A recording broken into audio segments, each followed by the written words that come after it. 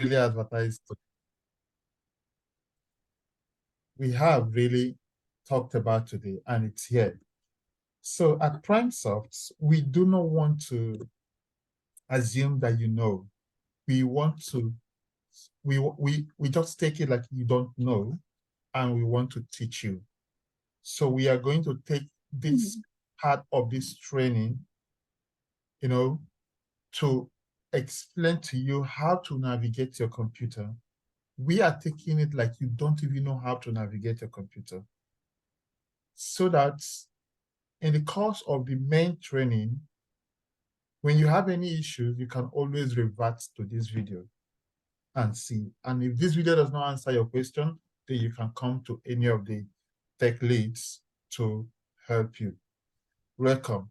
So understanding and navigating your personal computer. So personal computer is your laptop.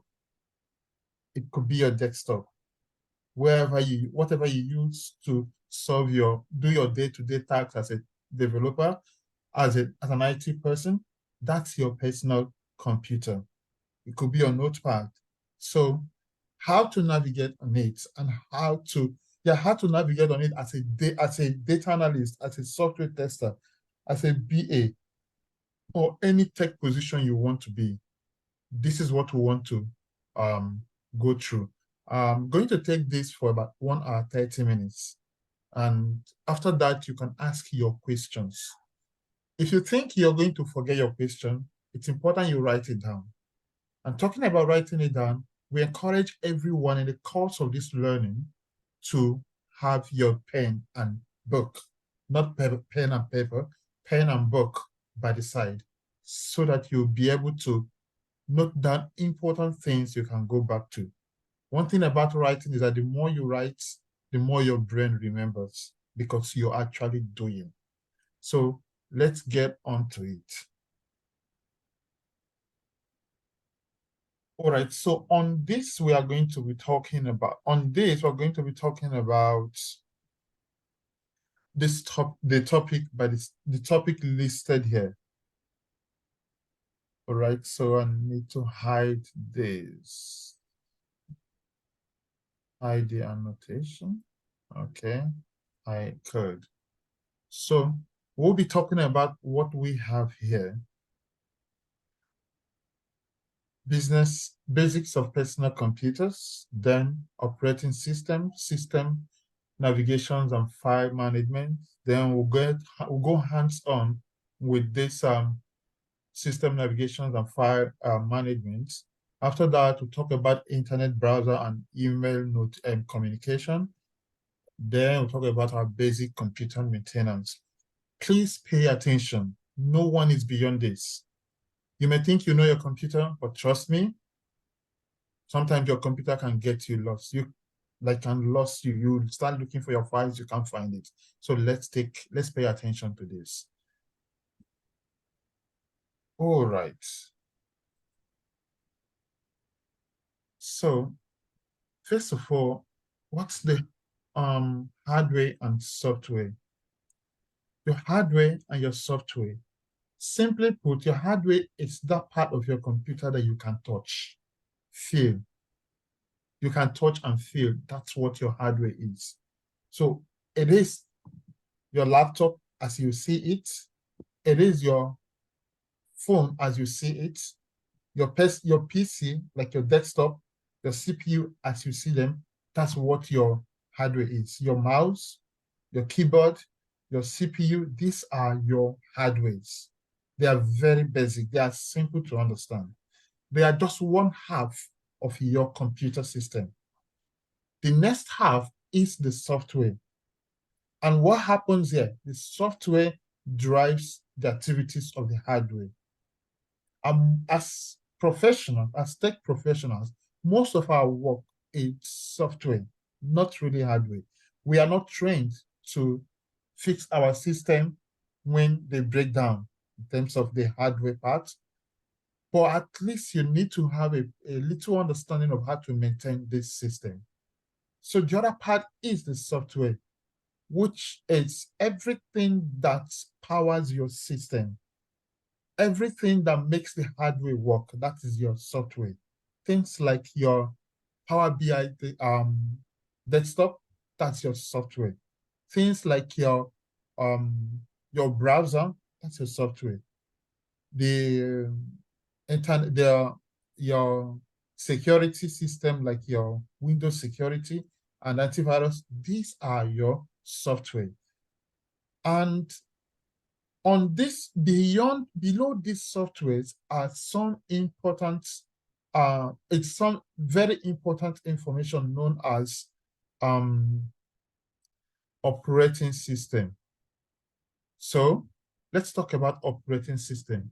So, and what is this operating system? Operating systems are they are systems, is a system software that manages computer hardware and software resources and provides common services for computer program. And some of them are, so I know the confusion will be like, okay, you said we have software and hardware. How come operating system manages hardware and software? Yes. So before now, before Windows came, Windows, Linux, Unix, Mac OS, before these companies came up with this fantastic benchmark, what computers were doing before is every application will run on their own operating system. So they have their own base upon which they work. And that makes computers so big. I am sure you have seen on Facebook or any of the social media when you will see, they will tell you 1950 microchips, and you will see very big load, very big um, objects that is as big as well, as a truck, and there are so many people will try to push these things into a truck. These are because every system at the time, every software at the time will need to have their own operating system, which will rest upon the system before they can work. So these companies, these tech professionals looked at it like, instead of every system, every software having their own foundation or operating system upon which they work, why don't we have a unifying operating system, a unifying user interface that has the capacity to pick up, to install every form of application, be it an accounting application, AI application, data analytics application, banking application. Let's have one unifying system that can do that. And that's what gave birth to operating systems. So operating system basically is a unifying ground. Upon it, you can install any application that you want to. So that also means every application any company wants to build, say PrimeSoft wants to build an application.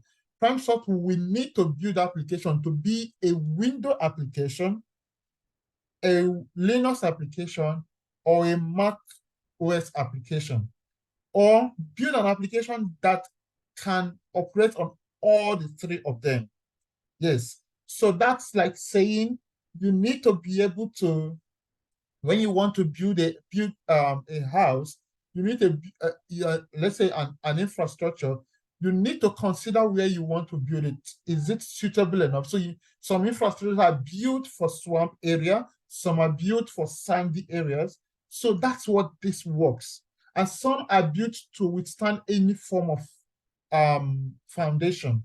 So that's what operating system is.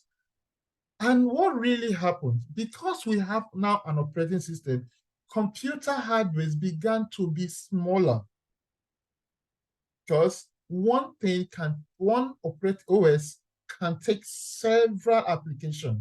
So no need for us to have very big application hardware that can pick individual operating system. Let's just have one, and all this one can take all this application. An example of them is what you have. So if you have a HP system, your HP is a Windows application. Windows application is open. Windows operating system is open for any company to use. Yes, but Mac OS, the same thing with Linux, but Mac OS is not open for everyone to use. So that is why only Apple can build MacBook. That's why only Apple can build iPhones and on iPad and all the other applications, because theirs is not open source. But Windows are there open for anyone to use. And they are also making the money from it, because HP we use, Dell we use, and every other company we use. Windows does not even need to bother themselves creating any hardware, even though they just started doing that. But most of the hardware that you see out there is from them, and that is why they are the most used operating system in the world. All right, so let's move on. So an operating system is also used to manage all your softwares. An operating system also supplies the necessary security, foundation for the necessary security. So let's take, for example, Norton antivirus meant for Windows will be built to, look out for those things, those files that are not supported by Windows. Any file they see that Windows think it's not okay, they flag it as a virus. That's the notion behind antivirus. All they need to do is go to Windows, take everything that Windows support, and anything that Windows does not support, flag it as a virus or potential virus. That's how viruses are. And that is why going forward, I will recommend, if you're using Windows, to use Windows security. I will recommend, so you don't have to go and pay for antivirus out there when Microsoft already has it. MacBooks don't necessarily need the antivirus because that is not open source. And because they are not open source, if you have any virus issue, Mac will take care of it. Linux, we don't have much people using Linux. But the truth about it is every operating system you see today, it's Linux or Unix. So Mac you're seeing and Windows you're seeing is built upon this foundation, Linux and Unix. But let's leave it at Windows and the MacBook. All right, so that's it about the operating systems. Now, about navigation. Every day, everything you do on your computer, on a daily basis, you navigate around your computer, just like you also navigate around your phones, looking for files that you downloaded, looking for files you want to send to someone, opening application, opening files, opening folders. When you do all these things, you are navigating around your system. You are navigating around your system. So now, the navigation refers to the art of opening and moving through computer menus, like your Start menu in Windows, opening software programs, or viewing files in Windows Explorer, and even MacBooks. That's what navigation is. And in the course of doing this, we are going to show you some of the important icons. And so that when we're using the terminologies, you will need to understand them. The desktop background, it's basically when your computer boots, like it's when you put on your computer, what you see, what it boots to is called your desktop background. So when someone says, go to desktop, it's usually the most visited part of every computer, the desktop. So when someone says go to desktop, just remember that that's the first screen you see when your computer boots. Then the taskbar, it's on the ground at the bottom. Some people put theirs on the top. or mostly taskbars are on the at the bottom of every window. The start menu is that your Windows menu by the side. Apple also, MacBook also has theirs. And then the icons are the software that are on your desktops. These are icons.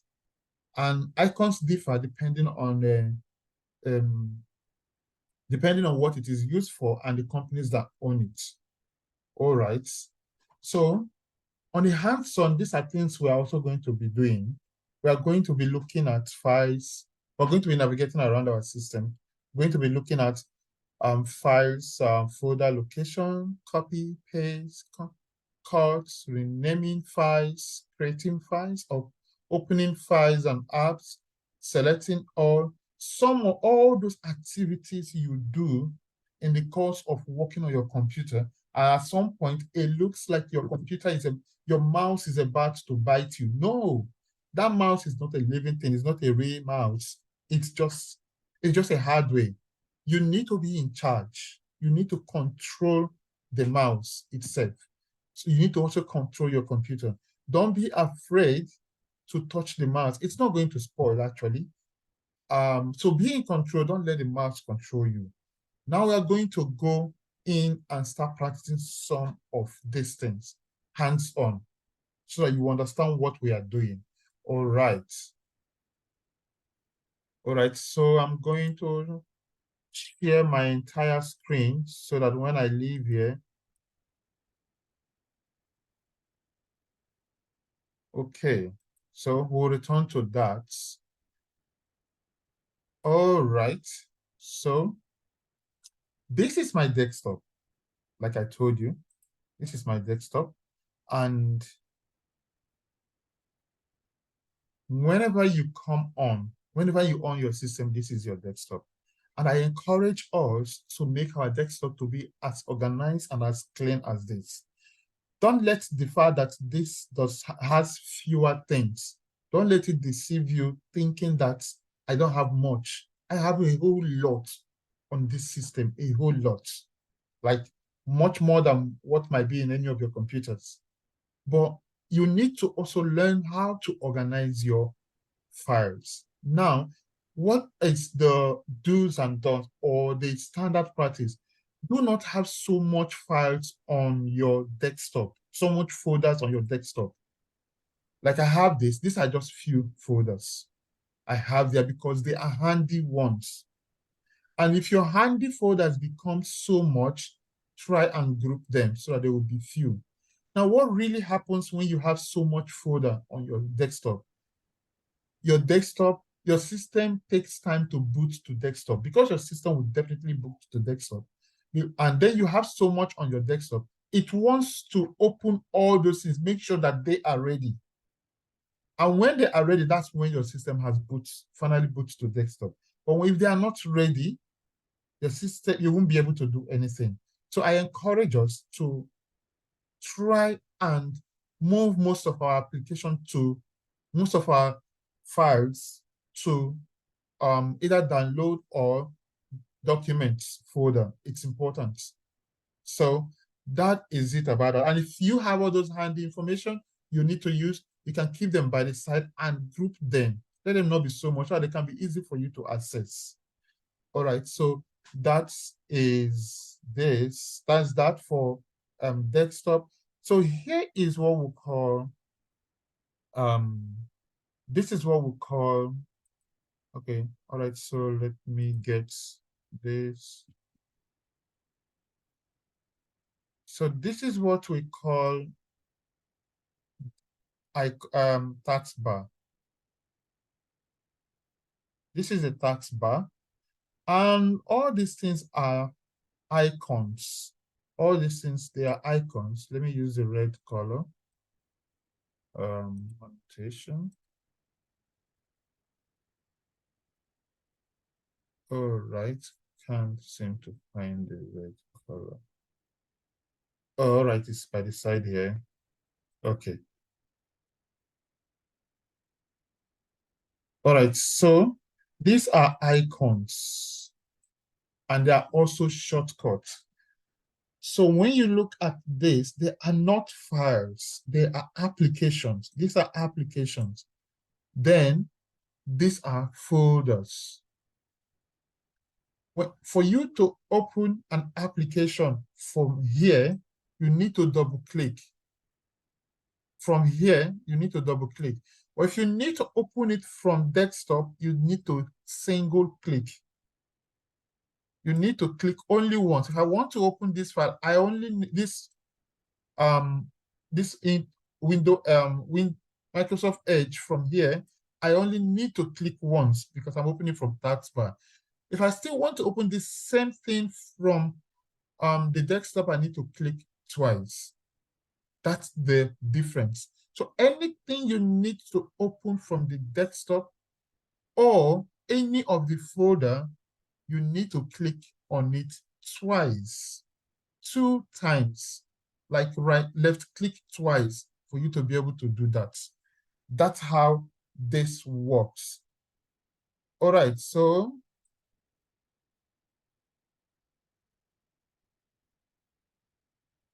now I want to work on select and let me hide this. I want to work on select. If I click on this, I've selected this just once. If I click on it, I've selected it just once. If I want to select more than one, I can just start from here where I don't need to, from a point where I am not hovering over anything, an empty space, I will hold my mouse, left mouse, and the left button of the mouse, hold it and move up, drag it to as much as I want. So I want to drag it to up to this point. It has selected these 3 things. And if I want to delete it, I can right click and delete. When I delete, all of them will go, and this is the delete. If I want to select, I don't want to drag. Sometimes you want to drag. If you drag, it doesn't work. Not like it doesn't work. If you drag, there is no space for you. For instance, I will just come here. Let's say I want to drag here, and I have so much information here from the beginning to the end. I want to drag. I don't need to necessarily drag like this. You can see how I am struggling. If I don't have space on the bottom, it will be difficult for me to drag. So what I would do is I can select this, hold my shift key, and select the end or up to the point I want to drag. If I want to select individual ones, I will select one, hold my control key, and select any one. Shift key will select everything in between the beginning and the end of what you're selecting. Control key will only select, holding the control key and clicking will only select a few of them, if that makes sense. All right. So let's move on. And that's it about the desktop. Let's move on to the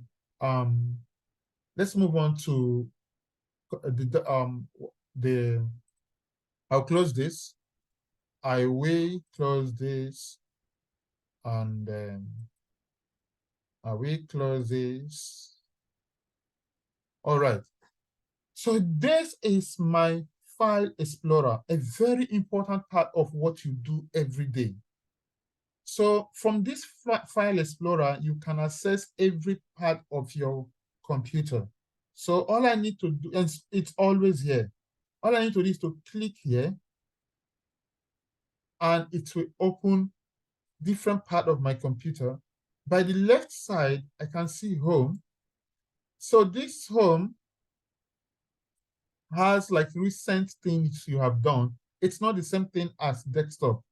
It has like this, the recent activities you have done. Gallery has some of the screenshots that you had, things about pictures. That's what gallery is all about. And you can see it's arranged by year. So if you want to see some of the images in your computer, you can quickly come to gallery, you can see it, and you will see them here. But the screenshot and the images you saved, they will all be here. So here it's my name, this is my OneDrive. And in this OneDrive, if I click on it, it takes me to everything I have on my OneDrive online. Yes. Because it's a window application, OneDrive is Microsoft, so I can access my OneDrive from my computer. All right, so let's move on. This is desktop. So apart from here, the blue background, I can also access my desktop from here, from this window explorer, this window that is opened. So on this, all I can see are folders, which are the same thing here. You can see the 5 of them. And then I can also see some of the files that are here. 1, 2, 3, 6. And you can see them by the side here. Some of them are not here. You don't have to worry. Anyone that is not here, you don't necessarily need it. Most times what you need to use desktop from this particular place is when you want to access files from here. Sometimes you find it difficult. Like some of us, we just litter our desktop. We litter our desktop that we can't find it. You don't even know where to find things. You can come here. It's usually easier because when you come here, the folders will be separated from the icons, like the shortcuts. This arrow you see here means that they are shortcuts. This shortcut means it is a shortcut to the application. When you double click on it, they will open. All right, so most times when you are browsing and you download, in like over 90% of the time, your downloaded file will come here to download folder. Yes, mine is open. It's completely empty because I have all of them here. You can see 4.12 gigabytes. Yes. So when you download, most times they come here. So when you hear about, oh, I downloaded it, I can't find it, you can come here. Another thing you can also do is, I'm going to open this file. If you use Mozilla to download, if you use it to download, all right, so let me use Google Chrome, so it will be faster. So if you use it to download, when you download, you will see okay, this is not giving me fast as well what I want. If I download anything, you will see the download by the side. You will see the download icon by the side. When you click it, it will take you to where you want to be. So I will try to download something. I will try to download Mozilla.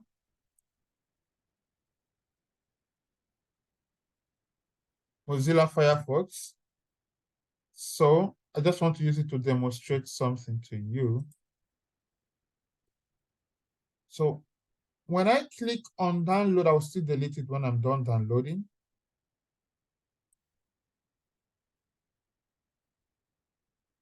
So when I click on download to my PC, I'll close this. So it's downloading.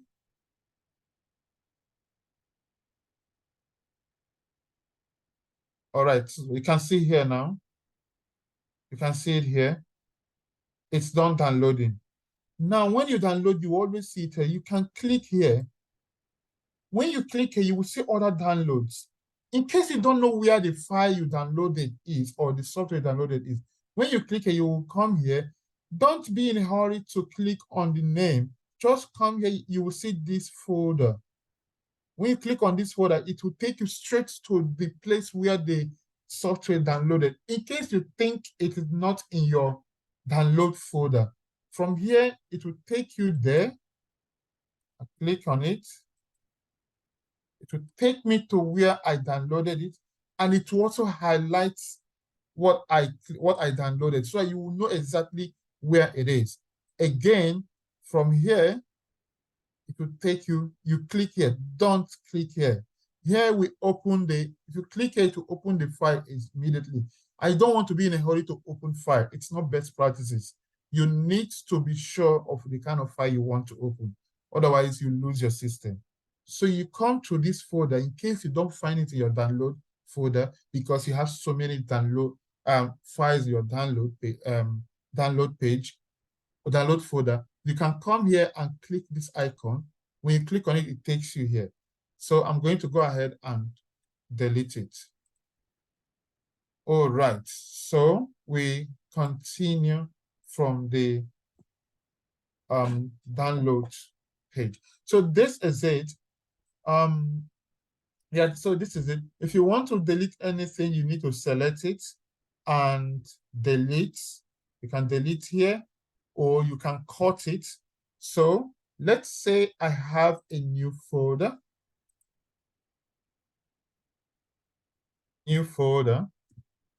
And I want to move this I want to cut this folder. I need to click on it and press here, click here to cut. When it cuts, I need to take it to where I want to paste it. So here I want to paste it. When I come here, you can still see this icon, paste, because by default, it knows that I have something to paste. I will click here, paste, and it's going to paste it here for me. Otherwise, I can decide to cut it again, take it back. If I want to go back, I will click here, one step backwards to the place I am, not here. This is where you want to go from one. All right, let me drop it here.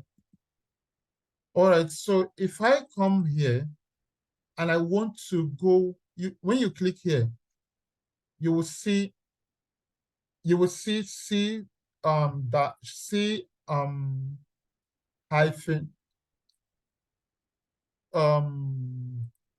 C dot slash forward slash backward slash user Kingsley download downloaded docs. Now, if I want to go one step backwards, I want to go to download or outside, one step outside this folder, I just need to click here and I am one step backwards. Now, see the difference between clicking here and clicking here. If I want to go another step backwards from where I am on download, I want to go another step backwards, I need to click here. But if I want to come back to where it was, I can come here. This is backwards. And this was where we were. But if I want to keep on going some steps backwards across the folder system, this is what I keep doing. This is what I will keep doing. See, it's back to desktop. So, and now that is the last level because that's where I actually started. And this is grayed out. So that's it about download. On your documents, so when you save a file, it usually comes to your documents. When you save a file, it usually comes to your document. And you need to be mindful of that. When you download, it goes to your download. When you save, it goes to your document. Sometimes when you save, it doesn't necessarily go to your document. You need to be sure of where you're saving, and we're going to get to that point. All right, so on this, just like I told you, if I want to select multiple files, I can from here drag it. I will select. If I want to select particular files, but they are not organized, I can click, hold my control key, click, click, click. See, I have chosen only 4 of those files. I can move them to wherever I want. So that's how to do this selection. And of course, remember when you copy, the information will still be there. You're just copying and pasting in another place. It's a copy. But when you cut the information and you paste it in another place, it lives where you cut where you cut it from and goes to the place you wanted to pay, want it to be. It's kind of the same thing as when you want to drag it from here, you want to drag it to this place. That's the same thing there. All right. So that's it about documents. Here are download, our pictures. So if you have a picture application that an image recording application or screenshot application, it stays here. Whenever you screenshot, whenever you save that picture, it usually comes here. So you need to come here and look for it.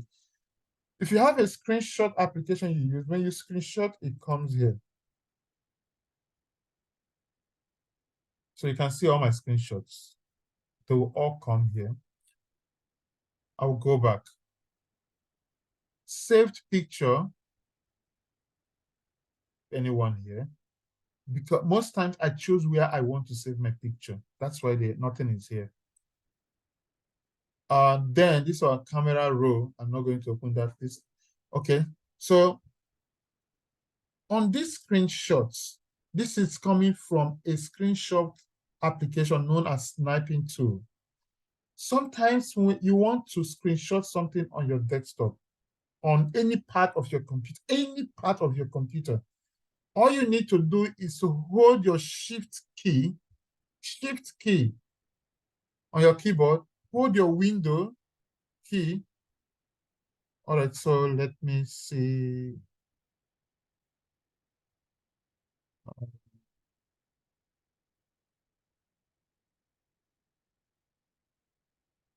Let me see. Keyboard.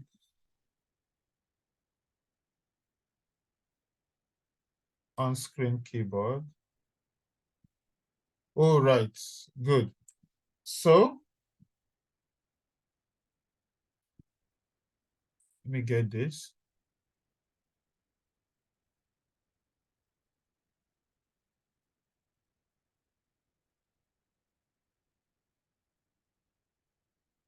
All right, so this is the shift key, and this is a window. You hold this,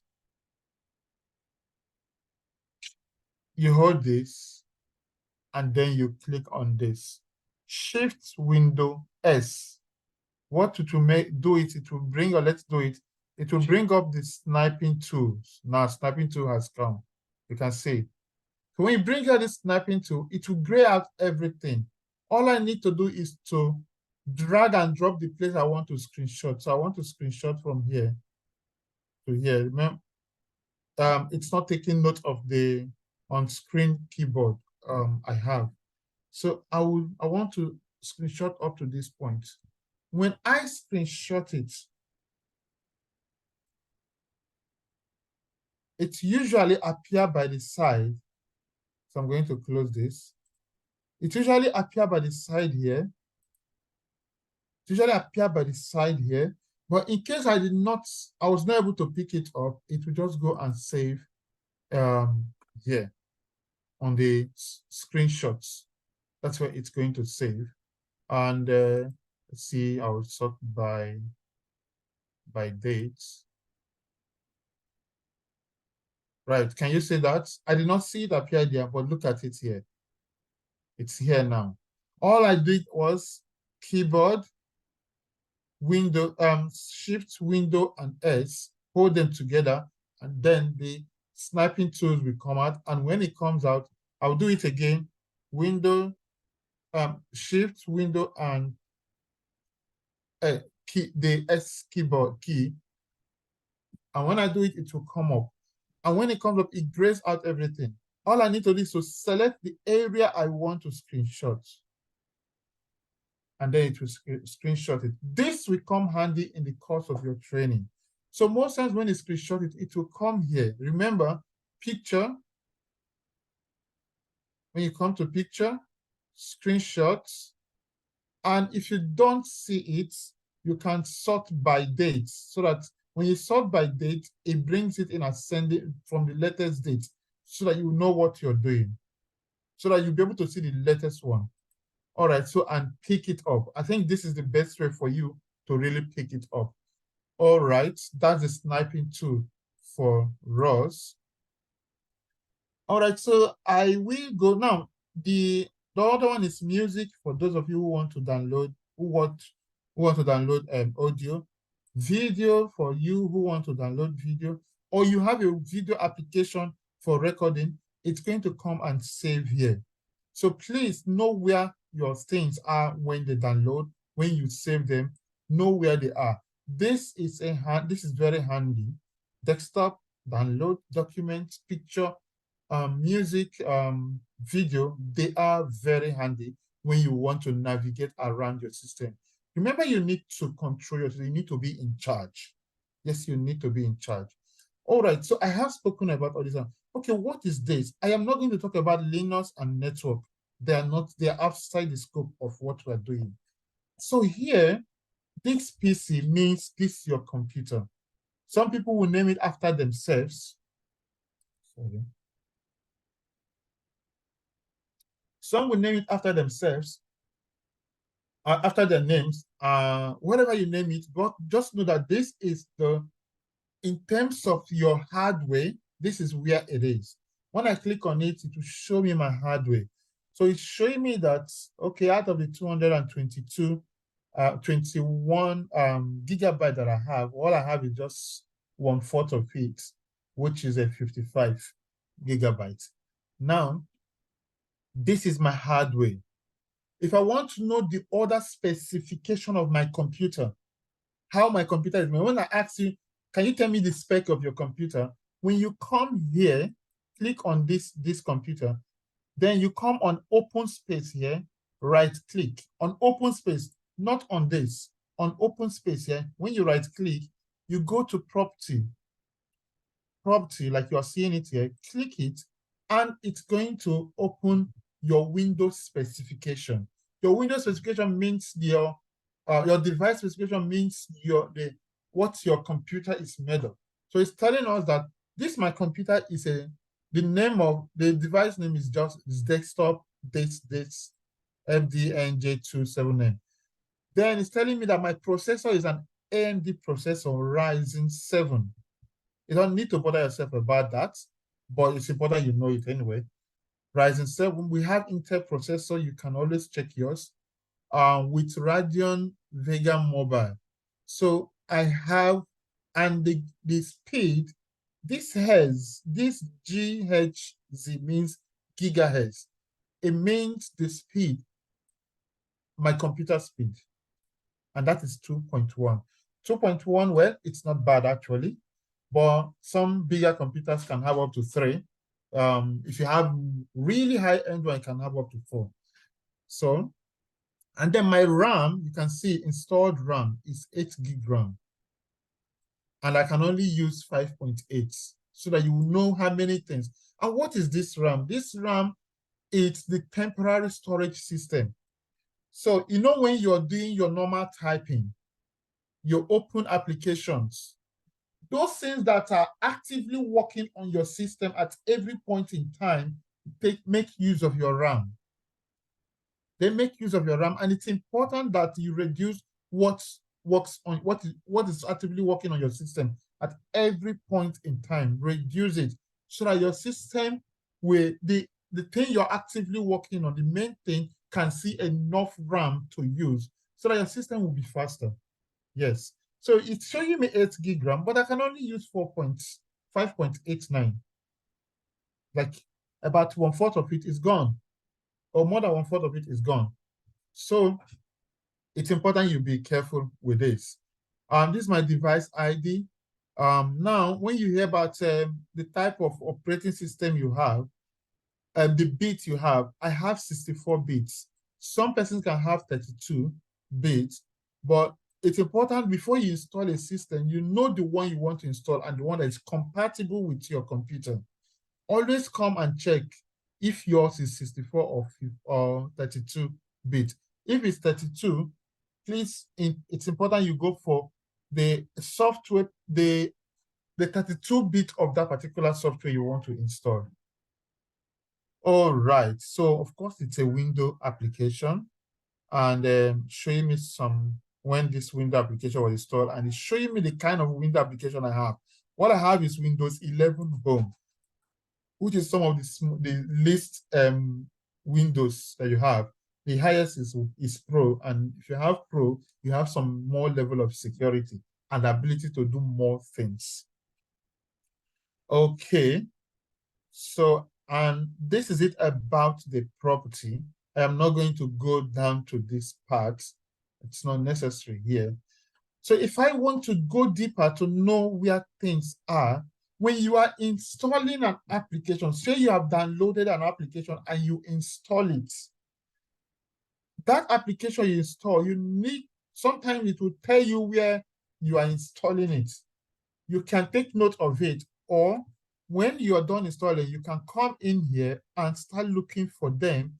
So some can in some way install a program file. So you can see my Azure Data Studio, Docker, Git, Google, IIS, and IIS Express. You can see some of them, JetBrains, some of the applications I have installed. When you install an application, it goes into your C drive, which is your main drive, your hard disk or your SSD. SSD means solid state drive. Hard disk is HDD, hard disk drive. So it comes in there and creates folder.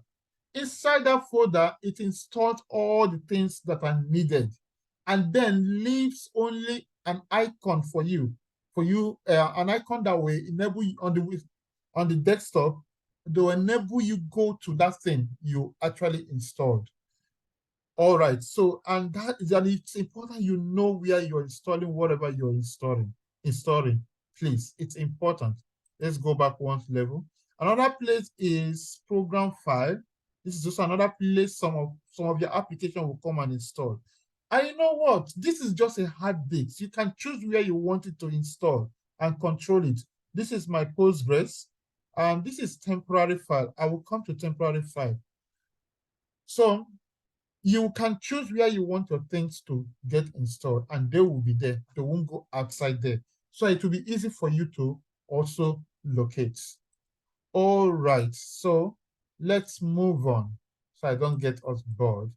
All right, so we are done with this. Let me bring up my stuff. So of course, when we want to delete file, the way we cut file, we can, all we need to do is to, or file of files, all we need to do is to right click on it and delete. Or if you want to delete more, you select them, then right click and delete. So I'm going to talk about next file extension, why it is important. I'm going to talk about organizing your file. I've said it before, I will still say it again. All right, so file extension, let me use this to write on this. So when you want to use Windows application, Microsoft Office, Windows Office, and when you're saving the file, the window application, that document you have saved, it usually has this at the end, like something like this. If you want to save Excel, it usually has something like this. If you want to save like Power BI template, Power BI, yes, Power BI, it can have, or PowerPoint, it will have like PPT. The other one is, is .pdf.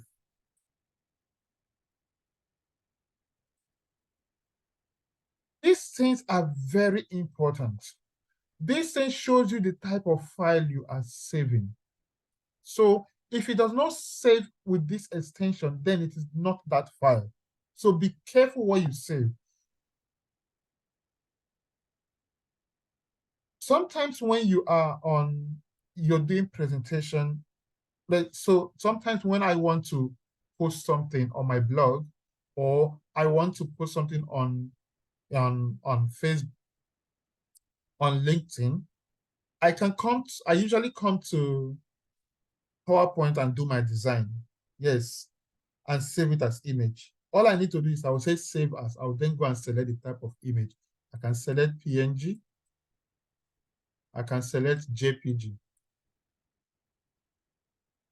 Depending on what I want, PNG is usually the best for me, faster for me because of sometimes I wanted to preserve the background, so I usually save on the PNG.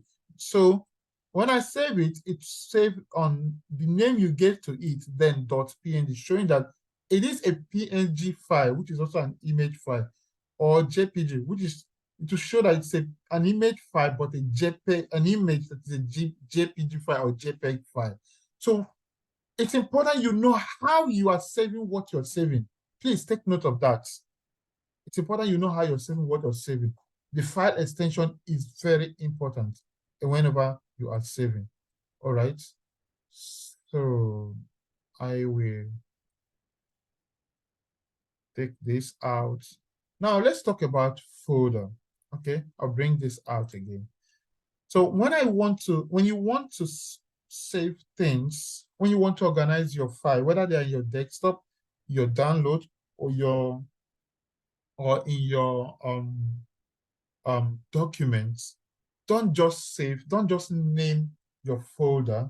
Please, you need to be descriptive in naming folder. If my folder is if it is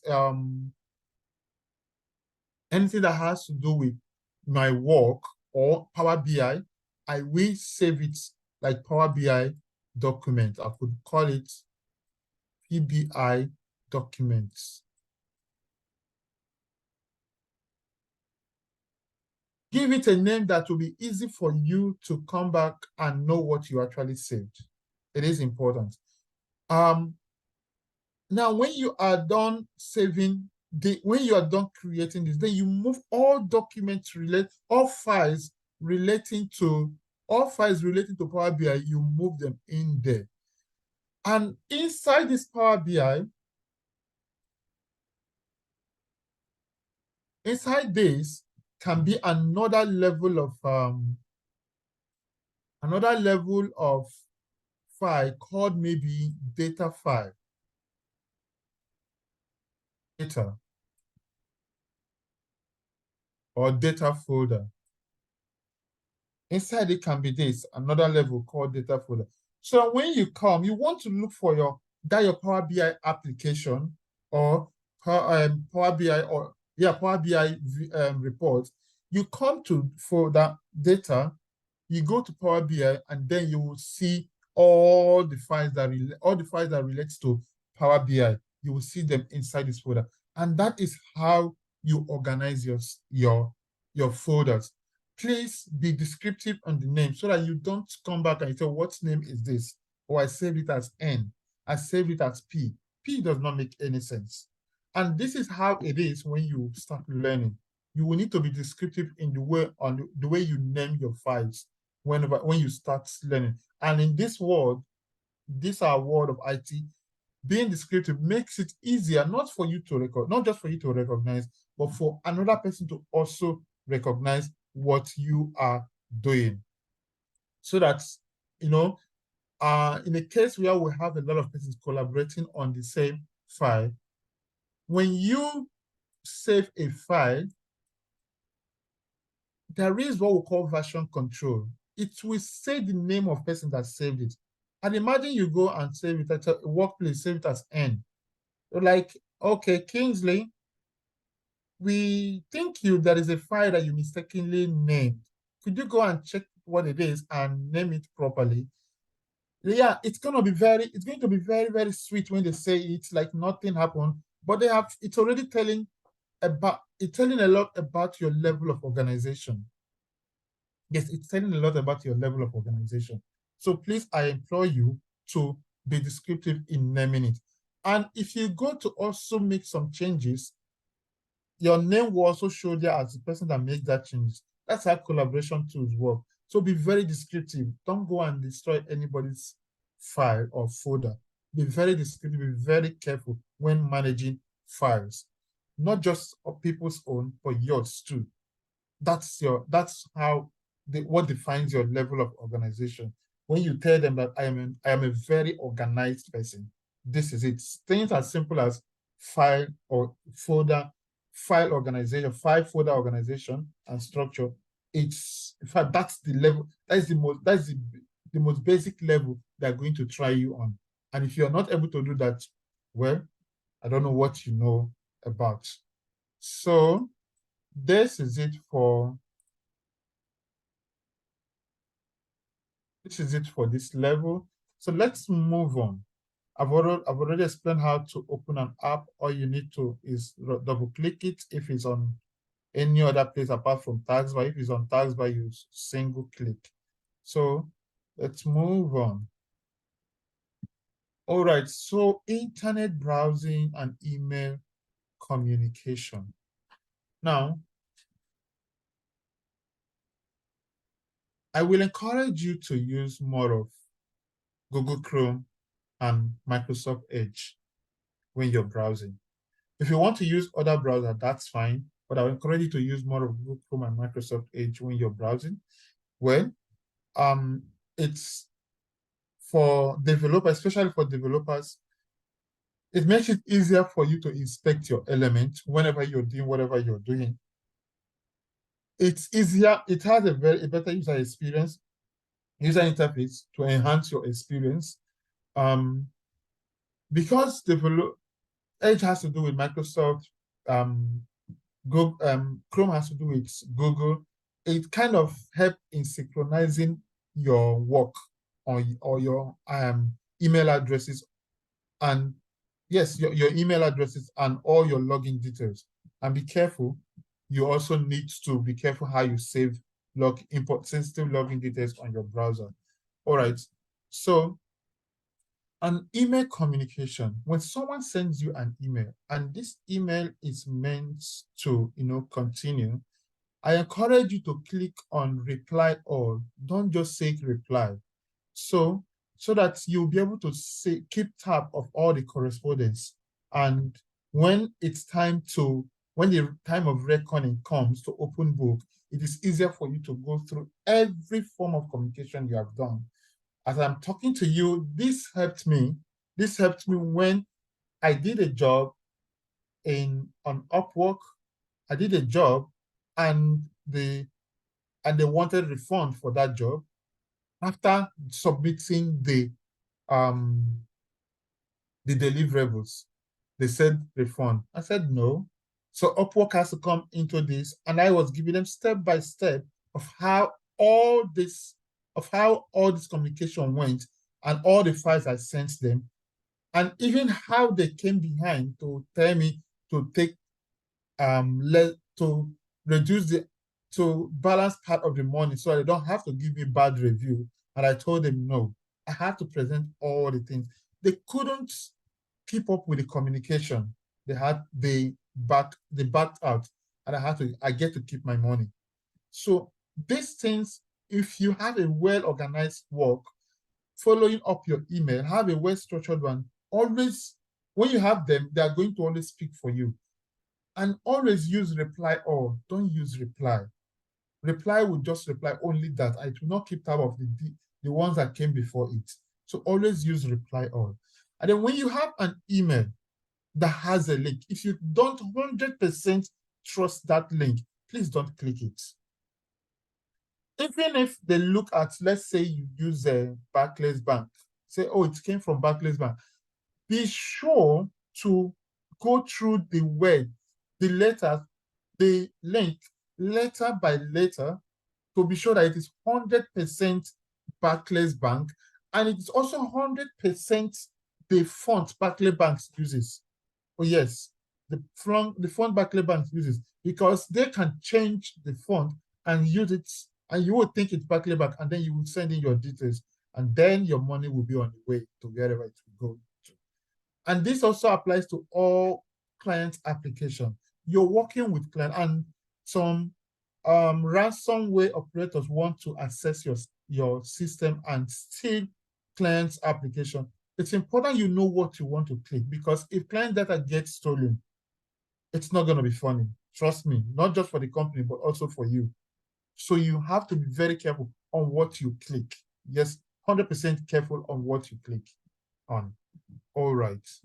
So, and then password management. You need to always be changing your password like every 90 days at most.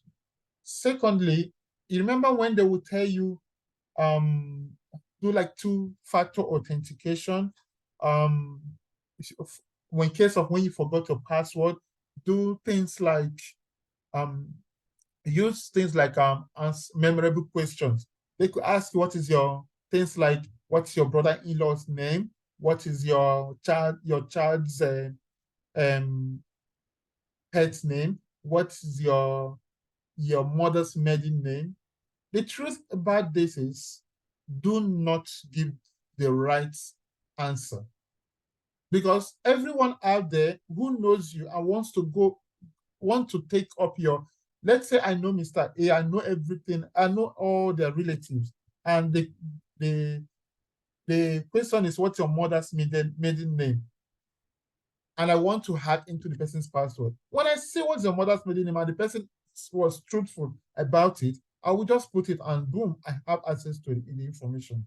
But you need to lie. You are expected to lie, just like you don't give regular password.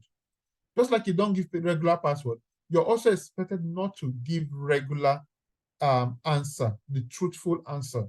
Just give answers that are not true, and you will be fine. But remember it, please. Remember it. If you need to write it somewhere, remember it. Another thing you can do is you can use a management app to store your password, and you have to also trust that management application. Whenever you're building your password, they will tell you letters, special symbol, number. Now, if I want to hack your system and they told you letters, special symbols, numbers, and maybe one upper letter, one small letter, it is important you don't follow it sequentially. You can start with special symbol and go to letter and before number. Or you can start with, just don't follow it sequentially, because that makes it easy for people to also crack your password. Be wise about this. All right. So we have been able to cover a whole lot. I hope I still have time. Let's move on.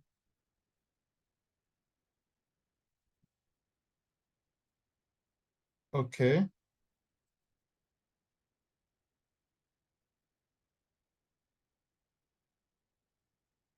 All right, computer maintenance. Basic computer maintenance. You need to install antivirus on your computer and run updates all the time. You need to install latest update of a particular application you're using. Why do you need to do that? So companies at some point in time, when they have like 10 versions of a particular software, the more they produce new version of it, the more they withdraw support for the older version. And when they withdraw support from older version, they also withdraw security. Because of that, that version you're using can easily be attacked, and hackers can just get access to your accounts. So it's important you always update yourself. Yes, update yourself. Next thing is, and then run your antivirus regularly. Run a quick check, or you can run a comprehensive check with your antivirus. Then organize files and perform regular backup. So you need to learn to back up your files and folder ahead of when your system decides not to work again. Whether it will decide not to work again is 100% yes. At some point, it will choose not to work again, 100%. What happens to you? So you need to back up your files, folders, important documents. Where is the best way to back it up? I would say the cloud. So you can use the free tier 15 gigabytes given to you by Google Drive, or you can pay for more. It's not going to cost so much for 1 year. It could be like £5 or $5 for 1 year, and you have like 100 gigabytes or 200 gigabytes, and that will serve you. That's enough for you to back up most of your important files. All right, always do that backup, please. When your system freezes, what do you do? When your system freezes, you need to normally when you want to turn off your system, you need to click on the start button and then turn off your system the right way. But when your system freezes and it's not working, you need to, and it refuses to work, come up after some time, all you need to do is to hold the hard button, hold the start button for a long time. It will force it to turn off, by clearing your cache, allowing your system to be able to come up again. Don't worry about some of the things you have not saved. They are likely going to be backed up. Likely, don't take my word for it.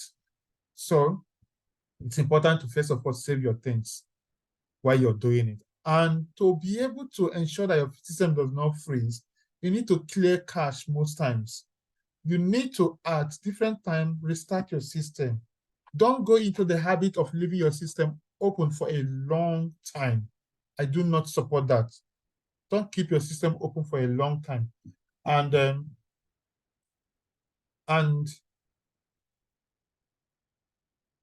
when your system is slow, what you need to do is to go and clear the temporary file.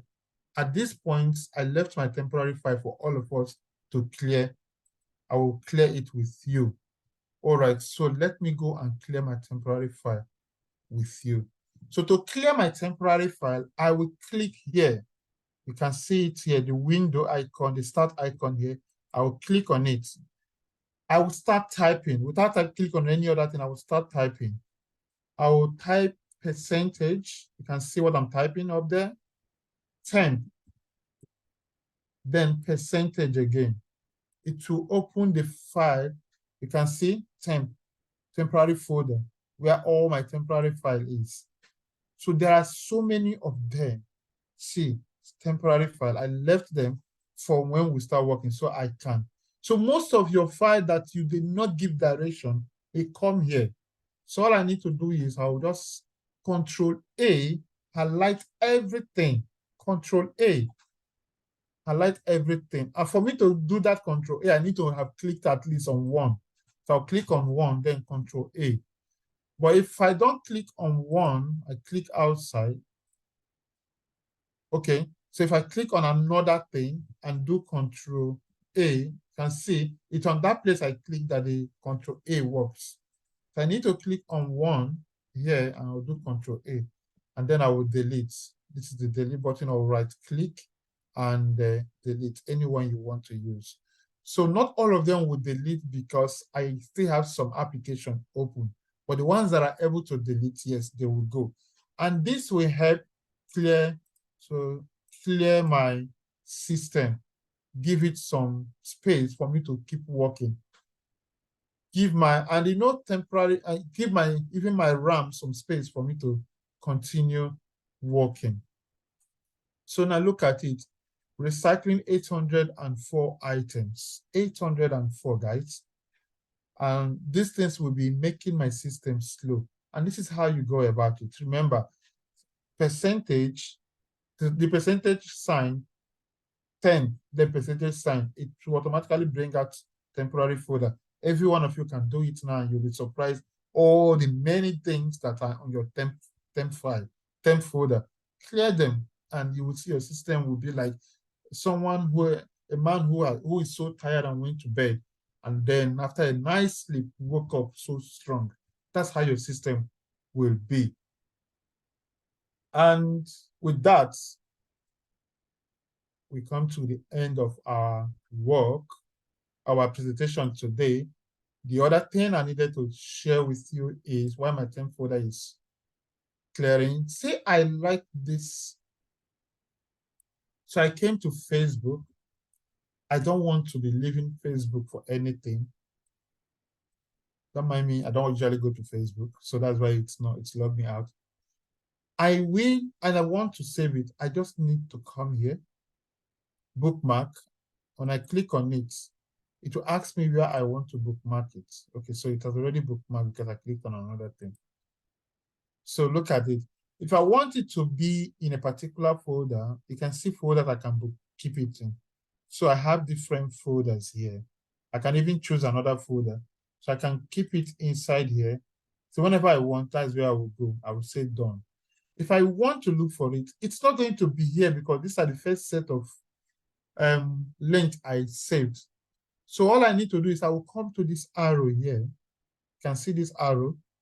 I will click on this arrow and then I will look for it.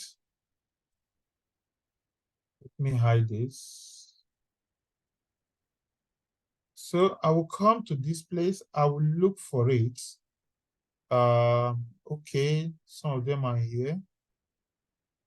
So I'll just look for it. And then these are all the ones I have saved. I can just pick any of them. And say I am not able to see what I am looking for. I can go to all bookmarks and open some of them. These are all my bookmarks. I can also come here and go to bookmarks. I can say bookmarks and lists to bring me here and see all my bookmarks. Look at them. And let's say what I'm looking for, it's not here. I can come to other folder. You can see them. Or mobile, see my mobile, see all the things that I still have there. So that is about bookmarking. And bookmarking is important because you're going to be bookmarking most of the pages or links that we are going to be sending to you. So it will be easy for you to access. But I would not recommend that you bookmark so many things. At some point in time, you need to go back and delete some of your bookmarks that you think you no longer need. All right. And that is the end of my presentation. And thank you. Chika, over to you.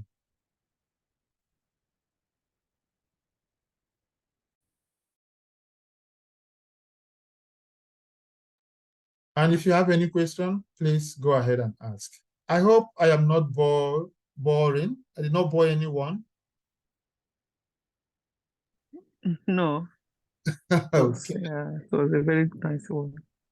All right. So, Fatima, you want to ask a question? Go ahead.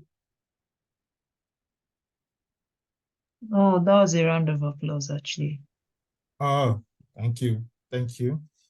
All right, so if you have any question, you can ask, but this is also recorded in case you need to go back to it. It's recorded and it will be posted on YouTube this night and link made available.